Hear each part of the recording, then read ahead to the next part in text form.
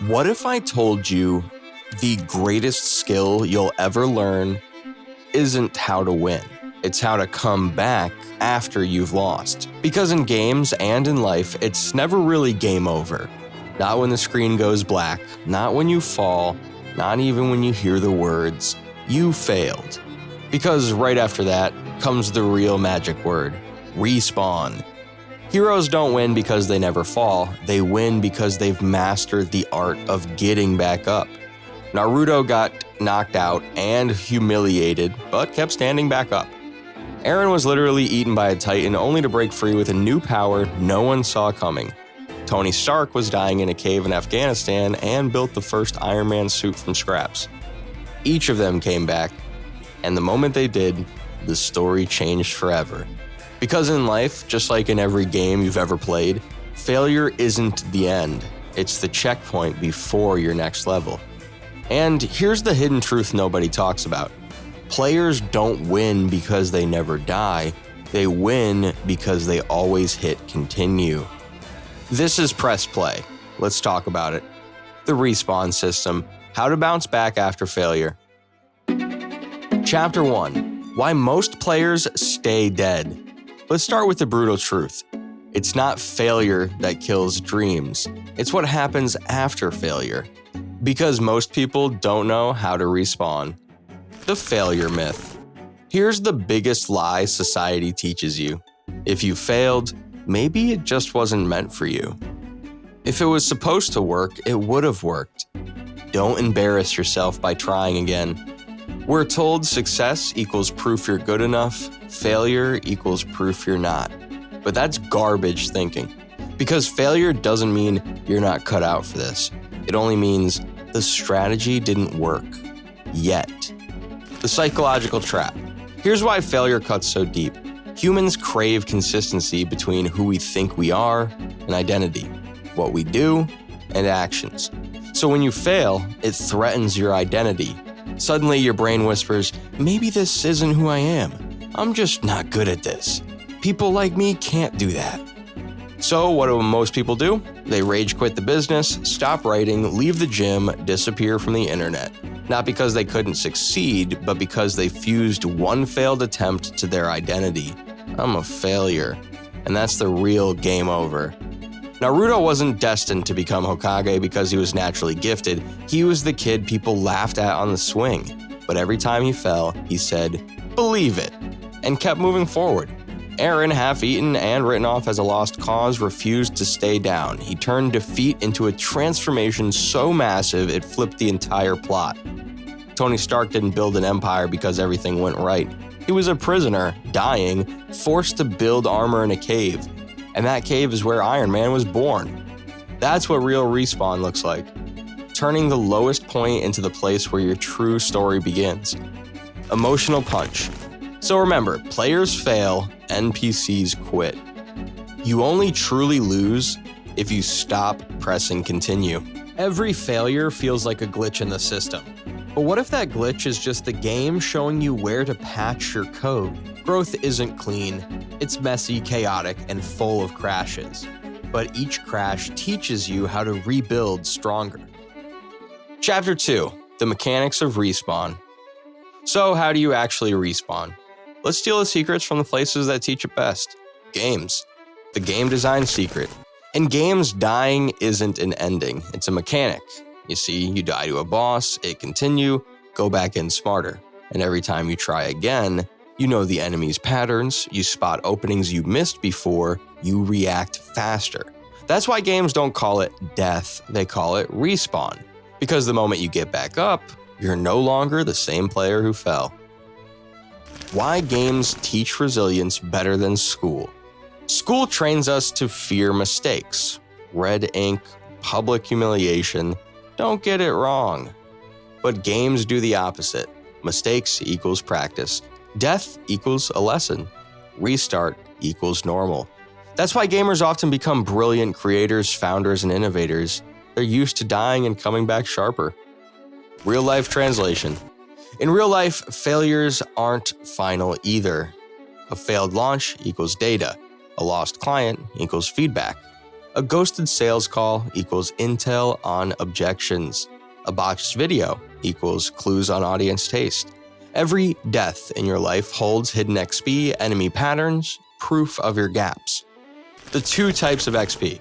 When you fail, you gain 2 types of XP. Technical XP, better skills, sharper scripts, smoother processes. Emotional XP, thicker skin, less fear of looking dumb, more willingness to take risks. That's why the heroes you admire aren't fearless, they've simply failed so many times it doesn't scare them anymore. Tanjiro in Demon Slayer didn't succeed because he was chosen, he trained until his hands bled. He split a massive boulder in half because he failed thousands of cuts before the perfect one landed. Practical rewind system. So how do you extract XP from your failures? Rewind, replay, refactor. Rewind. Replay the footage of your failure in your mind. Where did things go sideways? Replay. Mentally try different choices. What could you have done instead? Refactor. Adjust your systems, upgrade your skills, prepare your next run. This is how gamers beat bosses. They keep running the fight until they learn the pattern. Life works the same way. The death log. Here's your new tool, the death log. Every time you fail, write what exactly happened, why did it happen, what's the lesson, what's my next move. Because memory fades fast, and if you don't log the lesson, you'll keep dying to the same boss. Why most players never learn.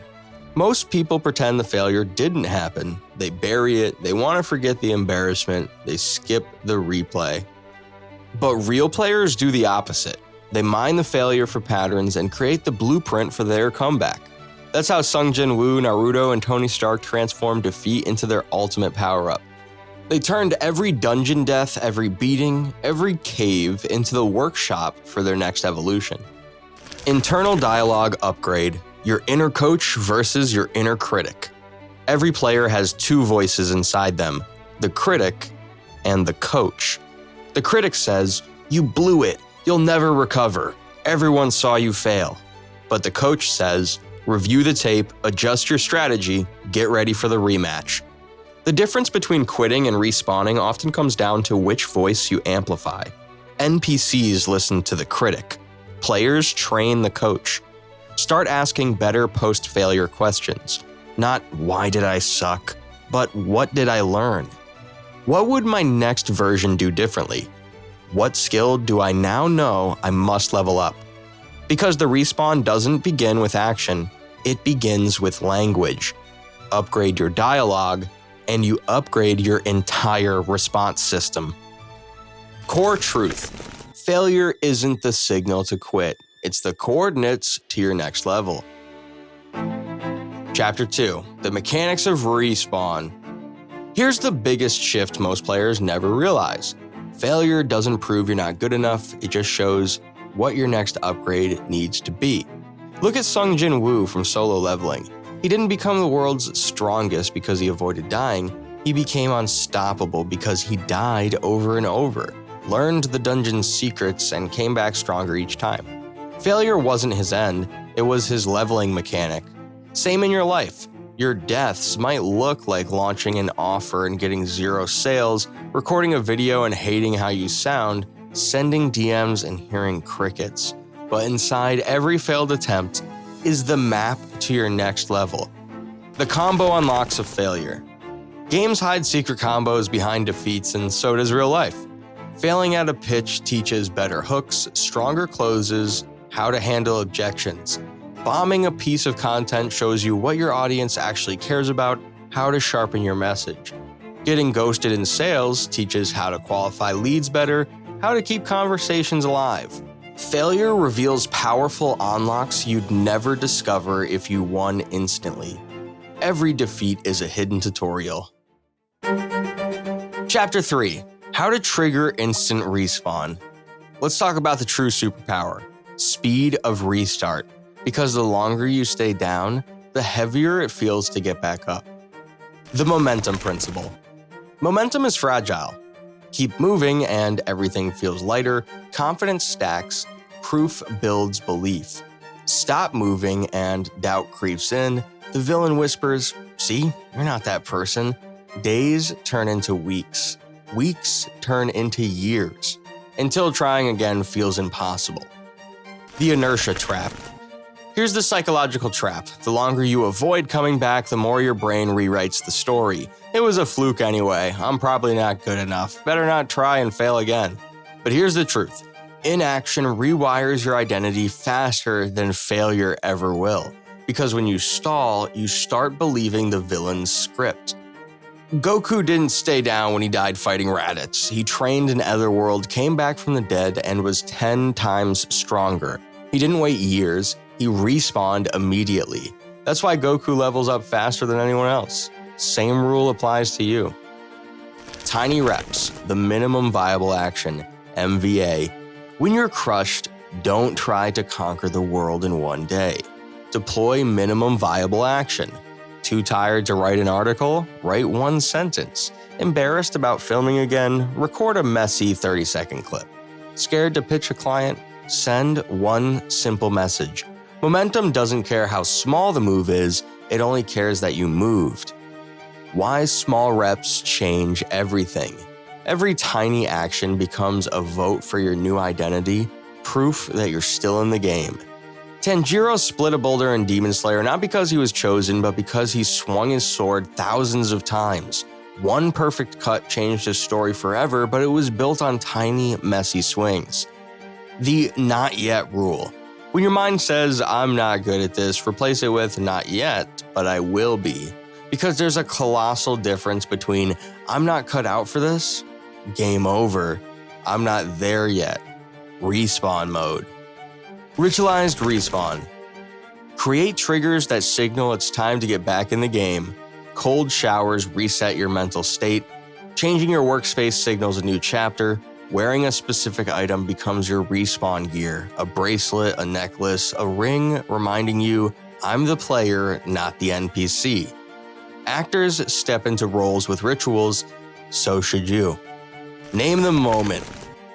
Most people keep their failures vague and blurry. Instead, name it. This was my beta test. This was Dungeon Run 1.0. That was my trial arc. Naming your failures reframes them as iterations, not final verdicts. The speed test. Here's your new personal metric. How fast can I get back up? Masters restart in hours. Average players restart in months. NPCs never restart. The shorter your downtime, the faster your XP stacks. Chapter 4. Respawn reputation and player identity. Here's the final piece. Respawning isn't just personal, it's how you build reputation. The reputation system, the world respects people who take hits, get knocked down, show up again. Because everyone fails, but very few keep coming back. That's why clients trust those who survived chaos, partners bet on people who refuse to quit, audiences gather around those who keep playing. The unfair advantage. People think the world wants perfect players. It doesn't. It wants players who prove I can survive hell and keep going. When you show scars, you show credibility. Tony Stark didn't become a hero because he was flawless. He became Iron Man because he built his first suit while dying. Your respawn story is your unfair advantage. The proof file. Every time you respawn, collect proof. Start a victory log. I sent one scary DM today. I filmed a video even though I felt terrified. I pitched again after a failed launch. One day your victory log becomes your shield. When the villain whispers, "You're not cut out for this," open your log and say, "Look how many times I've come back." Naruto was mocked and laughed at as the loser of Konoha. He kept training, kept getting back up, and became Hokage. Tony Stark nearly died in a cave. He built Mark 1, proved he was Iron Man. Jin Woo died countless times in dungeons, only to respawn each time with new powers, until he became the player. They weren't destined to win, they just refused to stay dead. Why respawn makes you unstoppable. The more times you respawn, the less fear controls you, the faster you act, the more unstoppable your reputation becomes. Respawn enough times, and one day, people introduce you like this. He's the guy who always comes back.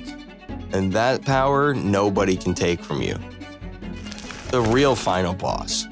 Here's the truth. Your biggest enemy isn't failure, it's the moment you decide I'm done trying, because the game never truly ends.